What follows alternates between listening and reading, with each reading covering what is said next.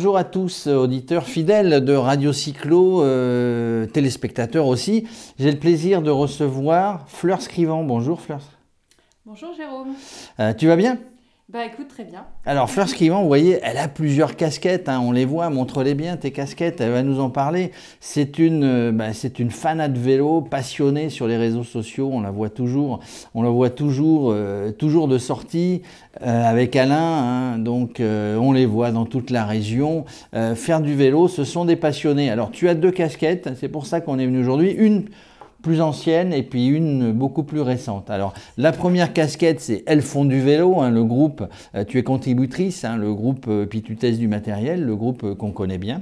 Et puis plus récent, Liv, tu es devenue l'ambassadrice très récemment de la marque Liv sur la région, sur Aix-en-Provence. Voilà, ambassadrice régionale parce qu'il y a plusieurs niveaux, hein, international, national et régional, des ambassadrices.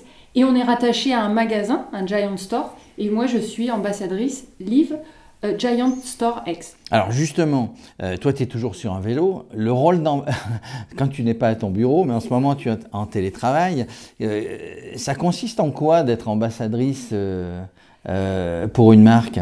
Eh ben alors, déjà Liv Cycling, c'est la seule marque au monde dédiée 100% aux femmes. Elle est conçue par des femmes et pour les femmes. Donc après, voilà, il y a effectivement des vélos qui sont conçus et produits, des équipements, mais pas que. Derrière ça, il y a une philosophie parce que c'est destiné aussi à un usage et à développer la pratique du vélo chez les femmes et pour toutes les femmes, qu'elles soient débutantes et professionnelles.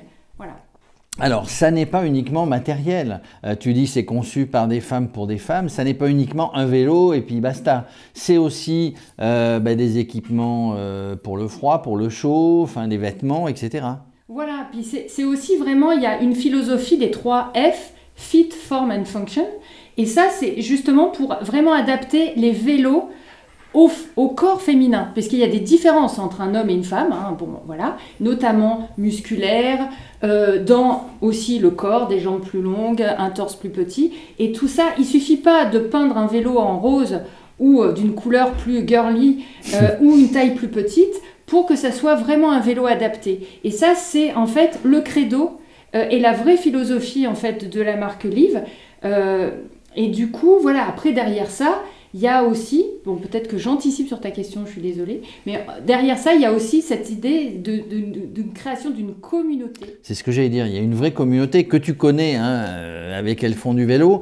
C'est en fait le mot communauté, hein, c'est commun, c'est partager des expériences, c'est partager des sorties, c'est ça? C'est exactement ça. Du coup, il était normal, alors depuis le 1er février 2021, c'est tout récent, Liv Cycling France et Elles font du vélo, le premier magazine francophone, se sont alliés, se sont associés pour justement promouvoir, parce que chacune de leur côté, elles agissaient en ce sens, et donc l'union fait la force. Et du coup, les deux, Elles font du vélo et Liv se sont associées pour promouvoir plus encore la pratique du vélo féminin en créant un certain nombre d'actions sur les réseaux digital et sur le terrain.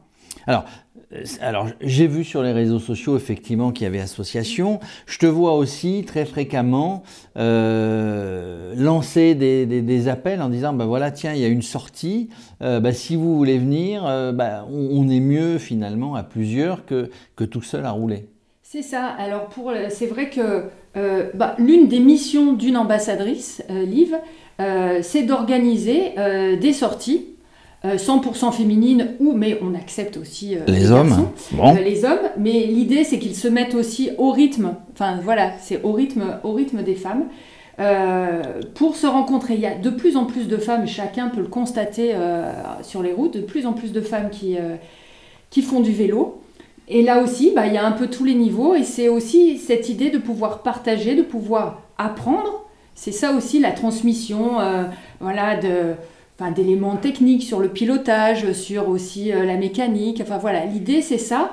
Et l'idée d'une communauté, c'est de se retrouver pour partager des moments conviviaux ensemble, apprendre, partager, découvrir des routes du coin. Et faire bénéficier de son expérience, soit de route, soit de matériel. Alors justement, matériel, toi, en tant qu'ambassadrice, tu testes du matériel, tu fais remonter des informations pour améliorer le matériel.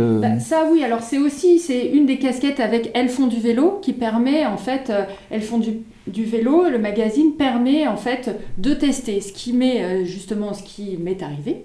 Et j'ai pu tester justement le dernier gravel, et d'ailleurs le premier vélo gravel conçu par la marque Liv, parce que jusqu'à présent il n'avait pas ce type de vélo. Hein. Voilà, j'ai fait le test pour Elles font du vélo en avant-première parce qu'on était 2 en France à l'avoir testé et une autre testeuse qui a fait un super article dans le magazine Cycliste justement. Et c'est ensuite, je veux dire de fil en aiguille, que le magasin Giant Store X m'a proposé d'être ambassadrice. Et voilà, donc du coup l'association Elles font du vélo et Liv permettront au cours de stages par exemple VTT, qui pourront être mis en place, de pouvoir tester. Voilà, parce que l'idée aussi de Liv, c'est dans sa manière de concevoir et de développer des vélos et des équipements, c'est de s'appuyer sur la pratique et sur des tests. Et chaque femme qui roule en Liv est une ambassadrice aussi. Est une ambassadrice et peut faire remonter effectivement un certain nombre de choses. Tiens, une question, il y a souvent bagarre, alors homme-femme, on va éviter d'en parler, mais il y a souvent bagarre entre vélo assistance électrique, vélo musculaire. Toi, je sais que, évidemment, tu es jeune, en grande forme, qui est un vélo musculaire, mais est-ce qu'il y a un vélo dans la gamme Liv, Giant? Est-ce qu'il y a qu'il soit gravel, VTT ou route, est-ce qu'il y a de l'assistance électrique? Parce que, je le répète, il ne doit pas y avoir bagarre entre les gens, on ne doit pas mettre de côté les gens qui font du vélo assistance électrique. Ah ben non, c'est du vélo. C'est du vélo. Donc voilà, à la base, il n'y a pas... et faire du vélo assistance électrique, c'est faire du vélo, c'est pas une mobilette, on pédale. On pédale, c'est juste je confirme. Assistance. Voilà, je sais que tu pratiques. Et non, justement, la marque Liv a développé aussi des VTT assistance électrique, notamment, de très bonne gamme. Enfin, il y a toute une gamme, et voilà. Et du coup, non, il n'y a vraiment pas de guerre à avoir. Et c'est justement le vélo assistance électrique, je trouve que c'est une super innovation. Qui permet à encore plus de monde de pratiquer le vélo. Parce que aussi, un VTT par exemple, assistance électrique, ça permet, ça aide, mais ça permet de faire des sorties plus longues, d'accompagner, un compagnon qui est plus en forme, des copines qui ont plus la pêche et qui ont plus pratique, et ça permet de faire grandir aussi la communauté. Et je trouve que, de toute façon, l'exercice physique, la pratique du sport et la pratique notamment du vélo, qui est un sport doux, sans impact, qui permet d'être pratiqué tout le monde pourrait le faire tout au long de sa vie. Exactement. Et donc, pour moi, c'est une excellente chose. Et ça participe du développement, du renforcement de la pratique.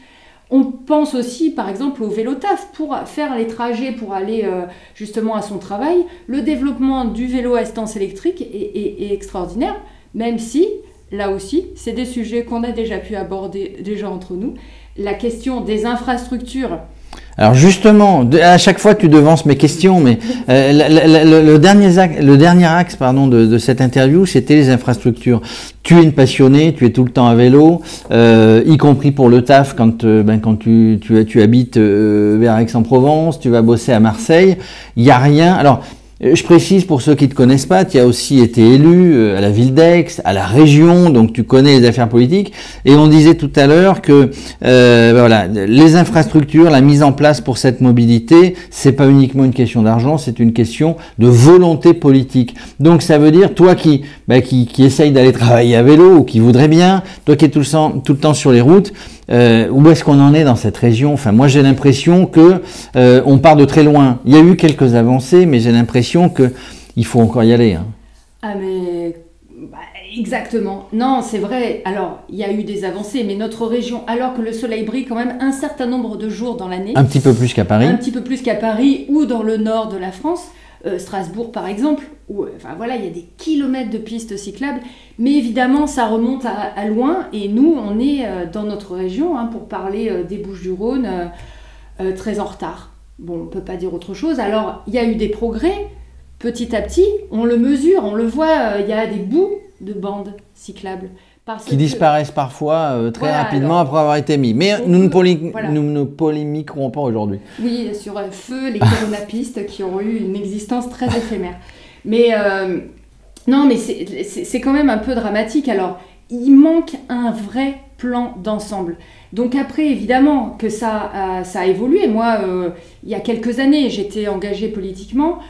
Ces questions, elles émergeaient... On en parlait déjà. Déjà. Il y avait une forte mobilisation associative et bon, au niveau politique, c'était pas... Voilà. Je pense que la maturation, maintenant, tout ça a fait son chemin malgré tout. Évidemment, quand on a un retard important, eh ben, les délais sont de plus en plus... Enfin, c'est long pour rattraper, mais il faut vraiment... Là, il faudrait encore faire preuve d'une plus grande volonté politique. Les choses avancent. Il y a des plans qui sont votés. Après, maintenant, il faut effectivement que les crédits soient débloqués. On sait aussi parce que il y a des fonds européens qui sont disponibles, qui vont être disponibles dans le cadre du plan de relance, dans le cadre de la résorption de la crise suite à la pandémie de coronavirus, qui sont là. Donc, il faut qu'ils soient utilisés à bon escient. Il faut que les travaux puissent aller vite. On sait aussi que tout ça, c'est des problématiques. Quand on travaille en milieu urbain, c'est plus difficile de faire une bande cyclable en milieu urbain que, en pleine campagne. Ouais.